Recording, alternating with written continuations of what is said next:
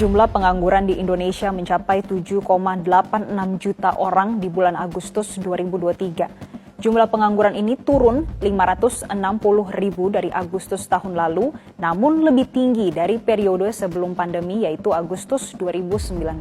Oke teman-teman semua, dari berita di atas, apa yang dapat kita simpulkan dari berita tersebut? Mari kita bahas. Dikutip dari Badan Statistika pada bulan Februari 2024 bahwa pengangguran di Indonesia mulai menurun sejak saat pandemi COVID-19 3 tahun yang lalu. Penyebaran pandemi COVID-19 telah memaksakan pemerintah di negara-negara kawasan Asia dan Pasifik untuk melakukan kebijakan penguncian wilayah dan pembatasan sosial secara besar-besaran. Sebagai konsekuensinya, kebijakan tersebut menyebabkan aktivitas ekonomi dan sosial menjadi terganggu, yang pada akhirnya distransmisikan kepada gangguan terhadap perekonomian secara keseluruhan, termasuk gangguan di pasar tenaga kerja dan penurunan tingkat pendapatan pekerja di seluruh wilayah. Gangguan terhadap aktivitas ekonomi karena kebijakan penguncian wilayah untuk menahan penyebaran virus telah menyebabkan banyak perusahaan menutup usahanya dan mengalami kebangkrutan yang berdampak pada pengurangan jumlah pekerja maupun pemutusan hubungan kerja atau banyak dikenal oleh khalayak umum yaitu PHK secara besar-besaran, terutama pada sektor-sektor yang paling berdampak pandemi sepanjang tahun 2020. Nah, sepanjang tahun 2020 itu juga, jumlah pekerja di negara-negara kawasan Asia dan Pasifik mengalami penurunan yang sangat anjlok. Secara agregat, total pekerja di kawasan Asia dan Pasifik pada tahun 2020 itu ada pada nilai 1,8 miliar orang. Jumlah tersebut mengalami penurunan sebesar 3,2% dibandingkan tahun 2019 atau mengalami penurunan jumlah pekerja sebanyak 61,8 juta pekerja.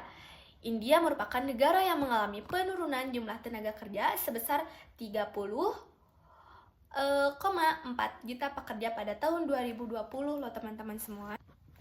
Tapi ada kabar bahagianya loh. Dikutip dari Badan Pusat Statistika yang mencatat masih ada 7,2 pengangguran di Indonesia hingga Februari 2024. Meski masih tinggi angkanya, namun jumlahnya turun menjadi 790 ribu orang dari periode Februari 2023. PLT Kepala BPS Amalia Widyasanti mengatakan angka pengangguran masih tinggi karena jumlah angka kerja yang muncul tak semuanya terserap atau mendapatkan pekerjaan. Wakil Menteri Keuangan, Suhasahil Nazara menyebut tingkat pengangguran 2024 ini sudah menurun. Menurutnya, tingkat pengangguran tahun ini itu jauh lebih rendah dari masa sebelum pandemi COVID-19 melanda. Bahkan, sudah di bawah level sebelum pandemi. Nah, keadaan ini itu sangat baik loh untuk Indonesia, yang merupakan resiliensi daya tahan dari perekonomian kita yang luar biasa, kata Suhasahil dalam acara Grab Business Forum 2024 yang digelar di Hotel Kempinski, Jakarta Pusat pada Selasa 14 Mei 2024. Kemudian, merujuk data Badan Pusat Statistika, angka pengangguran Republik Indonesia ada pada Februari 2024 ini turun menjadi 7,20 juta orang, angkanya berkurang sekitar 800 ribu orang dibanding tahun sebelumnya, yakni 7,99 juta jiwa.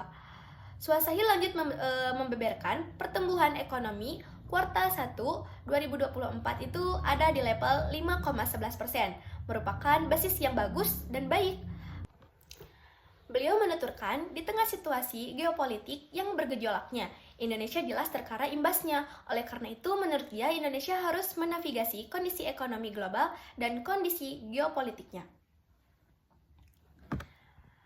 Dalam upaya menavigasi itu, kata dia, pertumbuhan ekonomi di kuartal 2024 itu patut disyukuri. Pertumbuhan pendapatan, pertumbuhan PDB yang kami yakin juga dirasa dan nanti akan muncul dalam bentuk ruang-ruang peluang bisnis. Dari tadi terus membahas tentang pengangguran. Emangnya apa sih dampak dari pengangguran itu? Dampak negatif dari pengangguran itu sangat banyak loh teman-teman. Di antaranya yaitu meningkatkan kemiskinan yang ada di Indonesia, meningkatkan kriminalitas, dan juga ketidakseimbangan antara sosial dan politik. Lalu, apa sih yang menyebabkan banyaknya pengangguran di Indonesia? Yang pertama, upah yang ditawarkan oleh perusahaan tidak sesuai dengan apa yang diinginkan oleh tenaga kerja. Yang kedua, pertumbuhan ekonomi lebih kecil dibandingkan pertumbuhan angkatan kerja. Ketiga, tekanan demografis yang tinggi pada angkatan kerja. Dan yang keempat, kompetensi tenaga kerja tidak memenuhi kriteria pekerjaan. Cara meminimalisir pengangguran menurut teori human capital.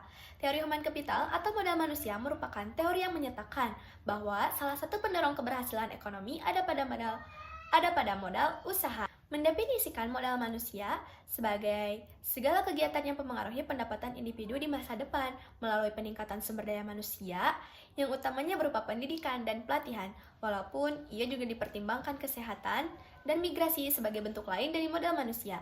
Seperti investasi lainnya, investasi keadaan modal.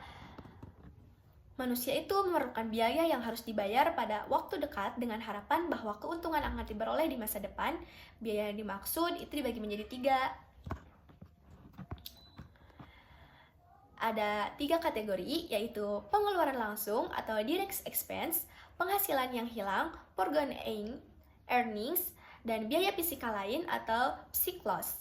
Melalui biaya-biaya tersebut, individu mengharapkan peningkatan pengetahuan dan keterampilan agar mendapatkan keuntungan atau return berupa peningkatan pendapatan, peningkatan kepuasan, hingga kemudahan dan mengakses pasar tenaga kerja.